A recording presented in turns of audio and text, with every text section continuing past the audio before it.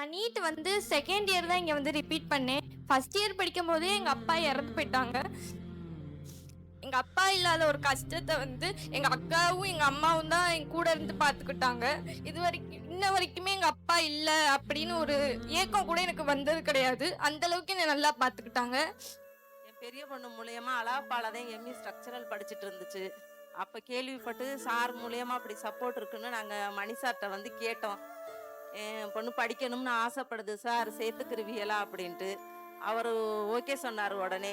அப்போதைக்கு நான் சொன்னேன், நீ தான் அந்த பிரமிட் அகாடமியில் ஃபஸ்ட்டு மார்க் வாங்கணும், நீ தான் சீட்டு பிடிக்கணும், அந்த நம்பிக்கையோட கான்ஃபிடென்ட்டோட சேரு அப்படின்னு சொல்லி அவர்கிட்டே வாக்கு கொடுத்துட்டு தான் நாங்கள் சைனே போட்டோம். அதே மாதிரி என் பொண்ணு வந்து ஃபஸ்ட்டு மார்க் எடுத்துருச்சு. எங்கள் அப்பாவோட இழப்பு எங்களுக்கு பெரிய இதாயிருச்சு. தடுமாற்றத்தோடு இருக்கும்போது எங்களுக்கு வந்து சப்போர்ட் பண்ணது ஃபுல் பிரமிடு தான். அதை நாங்கள் வாழ்நாளில் மறக்கவே மாட்டோம்.